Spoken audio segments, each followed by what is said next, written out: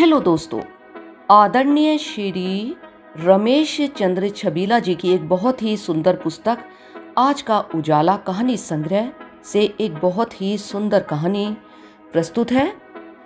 नमस्कार दोस्तों, मैं शान परवीन शान आपके लिए लेकर आई हूँ एक बहुत ही सुंदर कहानी जिसका शीर्षक है हड़ताली और इसके लेखक हैं आदरणीय श्री रमेश चंद्र छबीला जी।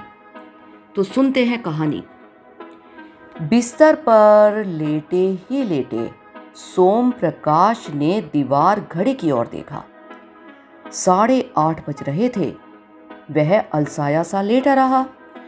जनवरी माह होने के कारण सर्दी में बिस्तर छोड़ने का मन नहीं कर रहा था। सोम प्रकाश की आयु लगभग 50 वर्ष थी। रंग सांवला, भरा हुआ शरीर, सिर पर छोटे छोटे बाल। परिवार में पत्नी गायत्री और एक बेटा राजीव था जो 12वीं कक्षा में पढ़ रहा था। बेटी अनीता का विवाह 5 वर्ष पूर्व कर दिया गया था। इतने वर्षों के बाद बेटी अनीता मां बनने वाली थी, यानी वह नाना बनने वाला था। गायत्री ने अनीता की ससुराल वालों से कह दिया था बेटी का प्रथम प्रसव यहीं पर उसके मायके में होगा। 2 महीने से अनीता यहाँ आई हुई थी। सोम प्रकाश रोडवेज में बस ड्राइवर था। 2 दिनों से रोडवेज की चक्का जाम हड़ताल चल रही थी। सरकार महंगाई तो बढ़ा देती है पर वेतन बिना महंगाई बढ़ाए देना चाहती है। जब से वह नौकरी पर है कई बार हड़ताल हो चुकी है। हर बार उसने हड़ताल को सफल बनाने में पूरा साथ दिया है। सोम प्रकाश उठकर बैठ गया। आज के समाचार पत्र में रोडवेज की हड़ताल का समाचार पढ़ने लगा। हड़ताल के कारण प्रदेश में करोड़ों रुपयों का रोजाना नुकसान हो रहा था। यात्रियों को बस न मिलने से बहुत असुविधा हो रही थी। कुछ डग्गा मार बसें पुलिस से मिलकर चल रही थी। रोडवेज कर्मचारी यूनियन के नेताओं की सरकार से बातचीत विफल हो रही थी। सोम प्रकाश मन ही मन प्रसन्न हो रहा था कि हड़ताल सफल हो रही है। तभी उसके मोबाइल फोन की घंटी बजी। उसने मोबाइल कान में लगाकर कहा, हेलो, 10 बजे बस स्टैंड पहुंच जाना, जलसा है। हमें सरकार को अपनी शक्ति दिखानी है और हमारी एकता के कारण हड़ताल कितनी सफल है। जिस हड़ताल में जनता जितनी परेशान होती है वह हड़ताल उतनी ही सफल मानी जाती है। उधर से एक साथी की आवाज़ सुनाई दी, ठीक है मैं पहुंच जाऊंगा। जब सीधी उंगली से घी नहीं निकलता तो मजबूर होकर उंगली टेढ़ी यानी कि हड़ताल करनी ही पड़ती है, सोम प्रकाश ने कहा और फोन बंद कर दिया। तभी गायत्री ने आकर कहा, उठो जल्दी, अब ज्यादा देर नहीं है, तुम शांति दाई को बुला लाओ। दाई को रहने दो, इसे कस्बे के अस्पताल में लेकर चलते हैं। नहीं, वहां कभी डॉक्टर नहीं मिलता और कभी नर्स नहीं मिलती। शांति पुरानी और समझदार दाई है, जल्दी जाओ, गायत्री ने कहा। शांति दाई का मकान दूर नहीं था। वह उठा और तेजी से गया। लौटा तो दाई उसके साथ थी।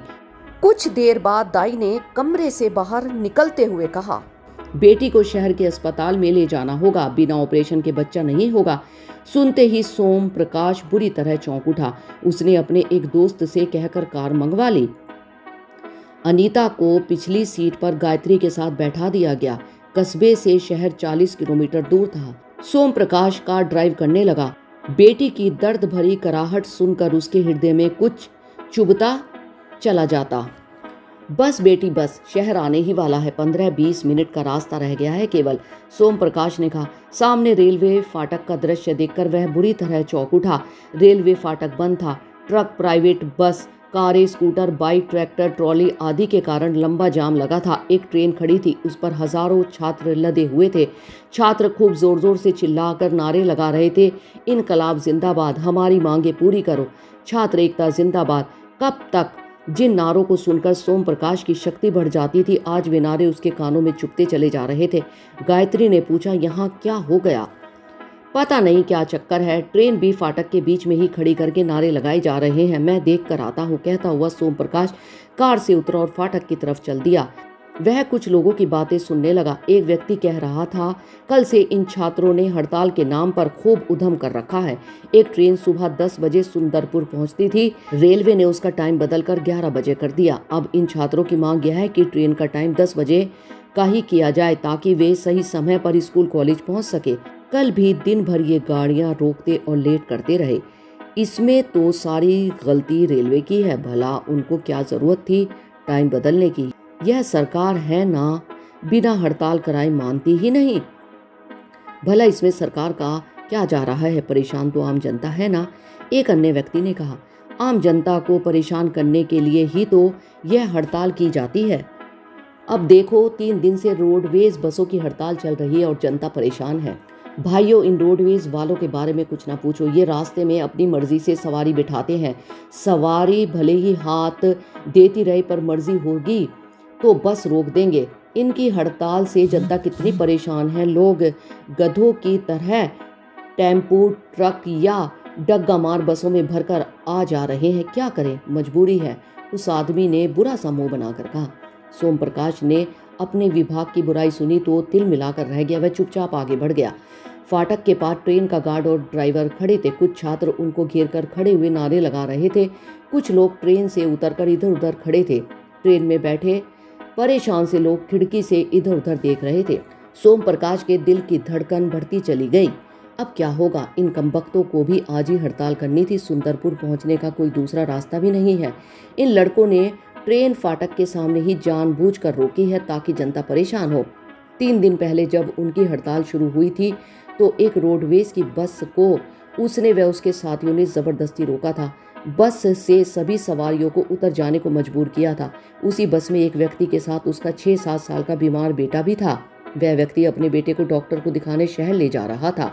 तब उस व्यक्ति ने उन लोगों के सामने हाथ जोड़कर दया की भीख मांगी थी, पर किसी भी हड़ताली का दिल नहीं पिघला था, उसका भी नहीं। वे सब हड़ताल को सफल बनाने के नशे में चूर थे। सोम प्रकाश गार्ड के पास जाकर चिंतित स्वर में बोला, साहब कितनी देर लगेगी? यहाँ ट्रैफिक जाम है बहुत पीछे तक। हमें सुंदरपुर जाना है, बहुत जल्द पहुँचना है। गाड़ी को थोड़ा आगे कराकर फाटक खुलवा दो बस। मैं क्या करूं, कुछ समझ में नहीं आ रहा है। पिछले स्टेशन से यहाँ तक 5-6 बार जंजीर खींच दी। गाड़ी आधा किलोमीटर भी नहीं चलती कि ये लड़के जंजीर खींचकर गाड़ी रोक देते हैं। यहाँ जब ड्राइवर गाड़ी आगे बढ़ाने लगा तो लड़के इंजन में ही घुस गए और ड्राइवर को नीचे उतार दिया। गार्ड ने उत्तर दिया। तभी ट्रेन का ड्राइवर बोल उठा, ऐसे हालात में गाड़ी चलानी कठिन नहीं, नामुमकिन है। मैंने भी सोच लिया है कि इनको अपनी मनमानी कर लेने दो। मैं भी अब ट्रेन लेकर आगे नहीं जाऊंगा। सोम प्रकाश ने हाथ जोड़कर गार्ड से कहा, मेरी बेटी की हालत बहुत खराब है साहब, आप गाड़ी आगे कराकर यह फाटक खुलवा दो। कैसे खुलवा दें फाटक? इंजन की हालत देख रहे हो, कितने छात्र उस पर लदे हुए हैं। अब हमारे हाथ में कुछ नहीं है। मैं आप सभी का दुख समझ रहा हूँ। ट्रेन में बैठे लोगों की अपनी अपनी परेशानियां हैं। किसी को कोर्ट जाना है, किसी को ऑफिस जाना है, किसी को डॉक्टर के पास पहुंचना है। ये हड़ताली किसी का दुख नहीं समझते। इनको जनता को परेशान और दुखी करने में मजा आता है। जब कोई हड़ताली स्वयं किसी हड़ताल में फंसता है तब उसे पता चलता है कि हड़ताल कितनी खतरनाक है। गार्ड ने कहा। सोम प्रकाश की समझ में नहीं आ रहा था कि वह क्या करे। वह स्वयं हड़ताल पर था। उनकी हड़ताल से लोग कितने परेशान थे, इसके बारे में सोचकर वह खुश था। छात्रों की इस तरह की हड़ताल से जब सामना हुआ तो वह बुरी तरह घबरा गया। दुखी और परेशान सा सोम प्रकाश कार के पास पहुंच गया। उसे देखते ही गायत्री ने पूछा, कितनी देर लगेगी? यहाँ अनीता की हालत खराब हो रही है। सोम प्रकाश ने अनीता की ओर देखा। वह आंखें बंद कर निढाल सी हो चुकी थी। वह चुप रहा, कुछ भी कहने की स्थिति में नहीं था। उसे एक एक मिनट बहुत भारी लग रहा था। उसने इधर उधर दृष्टि दौड़ाई, बहुत पीछे तक जाम लग चुका था। गायत्री दुखी स्वर में बोली, हे भगवान, अब क्या होगा? यदि अनीता को कुछ हो गया तो मैं मुंह दिखाने के लायक भी नहीं रहूंगी। तूने ही अनीता को जबरदस्ती यहाँ बुलाया था कि पहला बच्चा है, यहाँ मायके में ही होना चाहिए। उसके ससुराल वाले तो मना कर रहे थे। अब भुगत अपनी जिद। सोम प्रकाश ने आवेश में कहा। गायत्री के नेत्रों से आंसू बहने लगे। वह बोली, मैं जाती हूँ। इन लड़कों के आगे हाथ पैर जोड़कर ट्रेन आगे करा दूंगी, यह फाटक खुल जाएगा। नहीं गायत्री, वहां जाना बेकार है। मैं हड़ताल, जाम, धरना व प्रदर्शन आदि करने वालों के बारे में अच्छी तरह से जानता हूँ। ना कोई सुनेगा और ना ही मानेगा। सोम प्रकाश ने देखा अनीता निढाल सी बैठी थी। गायत्री उसे पुकार रही थी पर वह कोई उत्तर नहीं दे रही थी। सोम प्रकाश ने कार की स्पीड बढ़ा दी। वह जल्द ही शहर के किसी भी नर्सिंग होम में पहुंचना चाहता था। एक नर्सिंग होम तक पहुंचने में उसे आधा घंटा लग गया। वह तेजी से डॉक्टर के कमरे में पहुंचा और बोला, मेरी बेटी बाहर कार में है, बहुत सीरियस है, डिलीवरी होनी है। मैं देखती हूँ अभी, कहते हुए डॉक्टर आरती वर्मा ने फोन पर कुछ आवश्यक निर्देश दिए। मैं नंदनपुर कस्बे से आ रहा हूँ। रास्ते में कुछ छात्र ट्रेन को फाटक पर रोककर प्रदर्शन कर रहे थे। फाटक बंद होने से ट्रैफिक जाम होता चला गया। वहां 1.5 घंटा बर्बाद हो गया। डॉक्टर आरती वर्मा उठते हुए बोली, पता नहीं क्या हो रहा है देश में। जहां देखो हड़ताल, धरना, प्रदर्शन व जाम। ट्रेन रोको, सड़क रोको, काम काज ठप करो। हड़ताल से जनता को कितनी परेशानियां होती हैं, यह हड़ताली नहीं सोचते। देश को हानि पहुंचाकर और आम जनता को परेशान कर अपना स्वार्थ सिद्ध करना ही हड़ताल का उद्देश्य है क्या? जिस नेता या मंत्री से कोई शिकायत या मांग है तो उसका घेराव करें, उसके सामने धरना प्रदर्शन करें। आम जनता को क्यों परेशान करते हो, जिसका उस हड़ताल से कोई लेना देना भी नहीं है? अदालतों का सहारा लें। आप क्या काम करते हैं? मैं रोडवेज में ड्राइवर हूँ। सोम प्रकाश के मुंह से शब्द नहीं निकल रहे थे। कमाल है, आप भी तो हड़ताल पर हैं। अब आपको पता चल गया होगा कि हड़ताल के कितने भयंकर रूप हैं। सरकार को चाहिए कि हड़ताल व बंद आदि पर पूरी तरह प्रतिबंध लगा दे। कहती हुई डॉक्टर प्रसूति गृह में पहुंच गई। अनीता को स्ट्रेचर पर लिटाकर प्रसूति गृह में ले जाया जा चुका था। सोम प्रकाश व गायत्री धड़कते हृदय से बैठे हुए प्रतीक्षा कर रहे थे। कुछ देर बाद डॉक्टर आरती वर्मा बाहर निकली और गंभीर स्वर में बोली, मुझे बहुत दुख है कि आपकी बेटी व बच्चा नहीं बच पाए। आपने आने में देर कर दी। यदि आप सही समय पर आ जाते तो दोनों की जान बच जाती। सुनते ही गायत्री दाढ़े मार मार कर रोने लगी। सोम प्रकाश का हृदय भी बैठता चला गया। अब उसकी बेटी व होने वाले नाती की बलि हड़ताल व प्रदर्शन पर चढ़ गई। वह स्वयं भी तो हड़ताली है। उसे लग रहा था मानो वह हड़ताली नहीं, एक अपराधी है देश का। उसकी हड़ताल से भी तो देश की हानि हो रही है। आज उसे इस हानि की ऐसी सजा मिल चुकी है कि जिसे वह कभी नहीं भूल पाएगा। पर इसमें बेटी अनीता का क्या दोष था? वह बेचारी तो निर्दोष थी। शायद हड़ताल में निर्दोष ही बलि चढ़ते हैं। सोम प्रकाश घृणा और गलानी से भर उठा। बहुत हो चुकी हड़ताल। अब वह हड़ताली नहीं रहेगा। अब वह हड़ताल में शामिल होकर देश को हानि नहीं पहुंचाएगा। अब वह जीवन में कभी किसी हड़ताल या बंद में शामिल नहीं होगा। सोम प्रकाश ने मन में पक्का इरादा किया और बेटी का शव कार में रखवा कर गायत्री के साथ वापस चल दिया।